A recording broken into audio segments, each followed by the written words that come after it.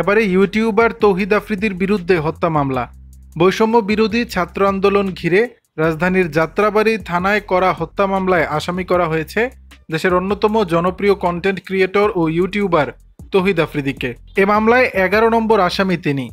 যাত্রাবাড়ী থানার ওসি মোহাম্মদ মাইনুল ইসলাম এ তথ্য নিশ্চিত করেছেন। জানা গেছে, জয়নাল আবেদিন নামে এক ব্যক্তির করা এই হত্যা মামলায় সর্বমোট 25 জনকে আসামি করা হয়েছে। প্রধান আসামি সাবেক প্রধানমন্ত্রী শেখ হাসিনা।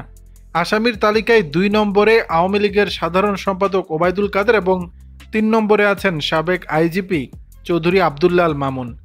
এ মামলায় আসামি করা হয়েছে তৌহিদ আফ্রিদির বাবাও। মাই টিভির মালিক নাসির উদ্দিন সাথী 22 নম্বর আসামি এই মামলায়। এ বিষয়ে তৌহিদ আফ্রিদির সঙ্গে যোগাযোগ করা গেলেও তেমন কোনো উত্তর পাওয়া যায়নি। শুরুতে বৈষম্য বিরোধী ছাত্র আন্দোলনের পক্ষে তৌহিদ আফ্রিদির অবস্থান দেখা না গেলেও শেষের দিকে এসে কিছুটা অবস্থান নেয় বৈষম্য বিরোধী ছাত্র আন্দোলনের পক্ষে। তবে অবশেষে হত্যা মামলা দায়ের করা হয়েছে তৌহিদ আফ্রিদির বিরুদ্ধে।